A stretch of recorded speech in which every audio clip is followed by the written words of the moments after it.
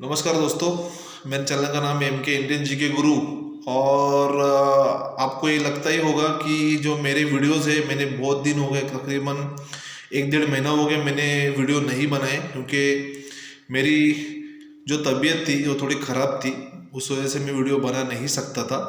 और मैं राह देख रहा था कि गवर्नमेंट इसके ऊपर क्या निर्णय ले रही है। जो हमारी अमलगमेशन स्कीम थी, जिसमें 10 साल के बाद में जो 15 लाख के ऊपर का जो पैसा है वो 10 साल के बाद में मिलेगा, ये जो स्कीम थी, तो ये स्कीम आरबीआई ने अप्रूवल के लिए सेंट्रल गवर्नमेंट को भेजी थी। और सेंट्रल गवर्नमेंट, मुझे ऐसे लगा ही था कि सेंट्रल गवर्नमेंट इसके ऊपर वही स्कीम रखने वाली है और इसमें कुछ चेंजेस नहीं करने वाले। हालांकि जो सहकार भारती है उसके 4 मेंबर्स इस पैनल पे थे, क्योंकि ये जो स्कीम है, ये स्कीम कहीं ना कहीं सबके लिए अच्छी नहीं है। ये अप टू 5 लाख जिनके पैसे हैं उनके लिए ये स्कीम बहुत ही अच्छी थी, लेकिन जिनके पैसे 5 लाख के ऊपर है उनके लिए ये स्कीम, मतलब ऐसा सोचना चाहिए कि अच्छी भी नहीं है और बुरी भी नहीं है। और इसके बारे में हम अभी बोल नहीं सकते हैं कि ये निर्णय क्यों लिया गया, इतना इमीडिएट निर्णय। 2 साल तक आप लोगों ने राह देखा, 2 साल तक हमारे पैसे लोगों के नहीं दिए। जो भी सीनियर सिटीजन है उनके तकरीबन 1-1 करोड़ 1.5-1.5 करोड़ रुपए बैंक में फंसे हुए हैं, उसके ऊपर भी पैसे होंगे। तो 2 साल तक आप लोगों ने इसके ऊपर कोई निर्णय ले लिया। और जो स्कीम हमें पसंद नहीं थी, जो पीएमसी बैंक डिपॉजिटर को जो स्कीम पसंद नहीं थी, या तो जो पीएमसी बैंक एसोसिएशन है उसने भी इसको अपोज किया था, उसको सैंक्शन करने के लिए आरबीआई जो सेंट्रल गवर्नमेंट में 10 दिन भी नहीं लिए, इमीडिएट उसको सैंक्शन कर दिया। क्योंकि इसमें गवर्नमेंट का कुछ जाता नहीं है, क्योंकि इसमें हम फंसे हुए हैं। जो आम आदमी है वो आम आदमी फंसा हुआ है। जब आम आदमी की बात आती है तो कोई भी पॉलिटिशियन, ना तो गवर्नमेंट का कोई आदमी, ना तो खुद गवर्नमेंट, मोदी जी, हमारे जो फाइनेंस मिनिस्टर है सीतारमन मैडम, ये सब लोग इसके ऊपर ध्यान नहीं देते। हमारे जो आरबीआई के गवर्नर है शक्तिकांत दास जी, क्योंकि उनका पैसा इसमें फंसा हुआ नहीं था। ये पैसा जो फंसा हुआ था ये हमारा फंसा हुआ था, जो कि आम आदमी है, मिडिल क्लास पर्सन है, जो गरीब लोग हैं, उनके पैसे फंसे हुए हैं। इसके लिए इसके ऊपर कोई डिबेट नहीं करता। जैसी मीडिया है, मीडिया को अगर डिबेट करनी है तो वो आर्यन खान केस के ऊपर डिबेट करती है।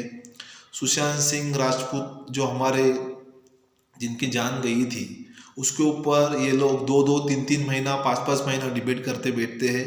तो ये सब चीज़ें हैं। और हमारे जो पीएमसी बैंक के डिपॉजिटर से तकरीब 200 लोगों की मौतें हो चुकी, इसके ऊपर कोई भी बात करने को तैयार नहीं। पीछे मोदी जी ने एक बहुत बड़ी सभा ली, वो सभा में उन्होंने बताया कि हम लोग 5 लाख रुपया देंगे।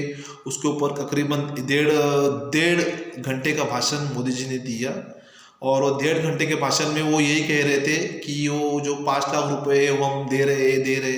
लेकिन उन्होंने एक बार भी ये बात नहीं सोची कि जो पीएमसी बैंक के डिपॉजिटर से और भी बैंक के डिपॉजिटर जिनके पैसे बैंकों में फंस गए और डूब गए, ये इसके बारे में किसी ने बात नहीं की और कोई बात नहीं करता। फाइनली आरबीआई ने अब ये जो स्कीम है, ये स्कीम जो भेजी थी गवर्नमेंट के पास है, गवर्नमेंट के पास ये स्कीम पास हो चुकी है। और हमारी बैंक का जो पीएमसी बैंक का मर्जर है वो यूनिटी स्मॉल फाइनेंस बैंक में हो चुका है। हमारी ब्रांचेस जो है वो पहले की ही तरह ओपन होंगी, लेकिन उसके ऊपर जो पीएमसी बैंक लिखा हुआ रहता है वो अभी लिखा हुआ नहीं मिलेगा, वो यूनिटी स्मॉल फाइनेंस बैंक ऐसे ही लिखा मिलेगा। बैंक के जो ब्रांचेस है वो 25 जनवरी 2022 से ऑपरेट हो चुके हैं। आज मेरे ख्याल से आज छुट्टी है, तो कल हम बात कर सकते हैं कि जो पहले के जो पैसे हैं, जो 5 लाख रुपीज़ है, वो मेरे ख्याल से 90 डेज या तो उससे कम डेज में मिल सकते हैं, क्योंकि पहले ही बहुत टाइम निकल चुका है। तो जिनके पैसे 5 लाख तक है उनको उनके पैसे मेरे ख्याल से 100 डेज में मिल जाएंगे। उसके बाद के जो पैसे हैं वो 1 से 5 साल में मिलेंगे सबको, अप टू जो 15 लाख तक है, टोटल जो इसका अमाउंट है वो 15 लाख है। तो पहले 5 लाख, उसके बाद में आने वाले सालों में 10 लाख रुपए मिलने वाला है। और उसके ऊपर जो जिनके पैसे रहेंगे वो 10 साल के बाद में at the rate of 2.75% interest पे मिलने वाले हैं। अभी भी आरबीआई ने क्लियर नहीं किया था कि जो बाकी के जो पैसे हैं जो 5 साल में मिलने वाले हैं उसके ऊपर इंटरेस्ट मिलेगा या तो नहीं मिलेगा। यहाँ कहीं ना कहीं मुझे आरबीआई का ये रवैया ठीक नहीं नजर आ रहा है कि जो पैसे आपके पास डिपॉजिट है उसके ऊपर तो इंटरेस्ट आपने देना चाहिए था, आप उसके ऊपर भी इंटरेस्ट नहीं दे रहे। आप मेरे ख्याल से मिडिल क्लास पर्सन का, जो सीनियर सिटीजन से, जो पीएमसी बैंक के डिपॉजिटर्स है, उनके बारे में सोच ही नहीं रहे हैं, आप अपना ही देख रहे हैं। और मेरे ख्याल से नहीं लगता है कि ये जो स्कीम है ये सबके लिए अच्छी है। लेकिन अभी ये स्कीम को फाइनलाइज करके इस स्कीम के तहत बैंक मर्ज हो चुकी है। आरबीआई ने इसको नोटिफाई कर दिया है, सेंट्रल गवर्नमेंट ने इसको नोटिफाई कर दिया है। तो अब हमारे हाथ में तो कोई बात नहीं रहती अब। लेकिन अभी भी एक उम्मीद है कि ये जो बैंक है यूनिटी स्मॉल फाइनेंस बैंक, ये कोई छोटा मोटा बैंक नहीं है। इस बैंक के जो फाउंडर मेंबर्स है वो बहुत ही स्ट्रांग मेंबर्स है। और जो सहकार भारती के 4 मेंबर्स अभी भी पैनल पे है। अगर ये गवर्नमेंट पे दबाव डाले तो आने वाले कुछ सालों में अभी भी हमें लग रहा है कि इस स्कीम में कुछ ना कुछ बदलाव आ सकता है। गवर्नमेंट को जो सीनियर सिटीजन्स है उनके बारे में सोचना पड़ेगा। जिनके पैसे 10 लाख या तो 15 लाख के ऊपर है उनके बारे में सोचना पड़ेगा। और इस स्कीम का जो टेन्योर है वो नीचे लाना ही पड़ेगा। तो अभी हमें नाराज तो मैं नहीं ये बोलूँगा कि सब जन नाराज हो जाए, लेकिन अभी हमें डटकर और भी सामना करना पड़ेगा और ऐसा सोचना पड़ेगा कि ये बैंक अच्छी चले।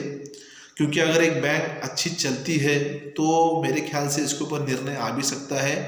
कोई भी निगेटिव बात मत सोचो, हमने अच्छी बात सोची इसलिए आज इतना तो हुआ कि गवर्नमेंट ने इस बैंक को वापस चालू कर दिया है। इसका जो ऑपरेशन है वो स्टार्ट हो चुके हैं। जब किसी बैंक के ऑपरेशन वापस स्टार्ट होंगे तो मेरे ख्याल से विदिन 6 मंथ में ही पता चल जाएगा कि बैंक कितना अच्छा चल रही है और बैंक का जो वायबल कंडीशंस है वो कैसे रहेंगे, और बैंक के पास जो कैपिटल है उस कैपिटल में बैंक कैसे चल रही है। और धीरे धीरे मुझे लगता है, भगवान पे मुझे भरोसा है कि जितने भी लोगों के पैसे फंसे हुए हैं, चाहे वो सीनियर सिटीजन्स हो, बिजनेसमैन हो, कोई भी हो, उनके पैसे मुझे ऐसे लग रहा है, अभी मुझे ऐसी आशा लग रही है कि धीरे धीरे इनके पैसे जो टेन्योर है 10 साल का उधर तक नहीं खींचा जाएगा और with in at least 6 to 5 years में इनका पैसा मिल जाएगा, ऐसी मैं आशा कर रहा हूँ। तो मेरे जितने भी पीएमसी बैंक के डिपॉजिटर्स है,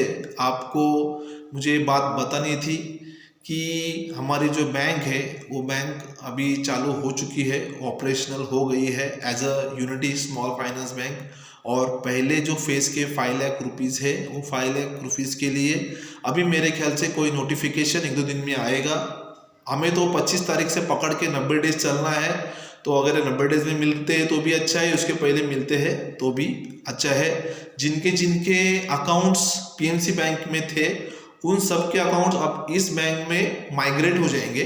आपको कोई भी मेरे ख्याल से नहीं लगता है कि इस बैंक में अकाउंट वापस खोलने की ज़रूरत है, माइग्रेट होंगे। लेकिन जब 5 लाख रुपीज़ का क्लेम आएगा तो मेरे ख्याल से जितने भी डिपॉजिटर्स है उनको उनकी जो केवाईसी है वो केवाईसी पूरी करनी पड़ेगी।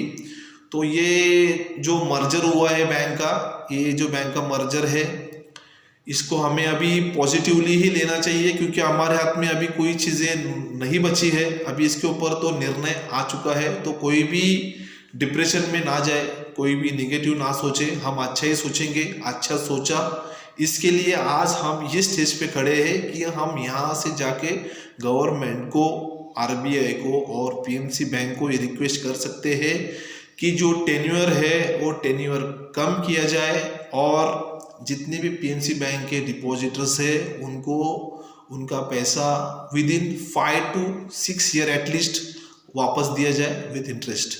तो आज के वीडियो में बस इतना ही। मैं मिलता हूँ अगले वीडियो में नई जानकारी के साथ, तब तक मेरे साथ बने रहिए।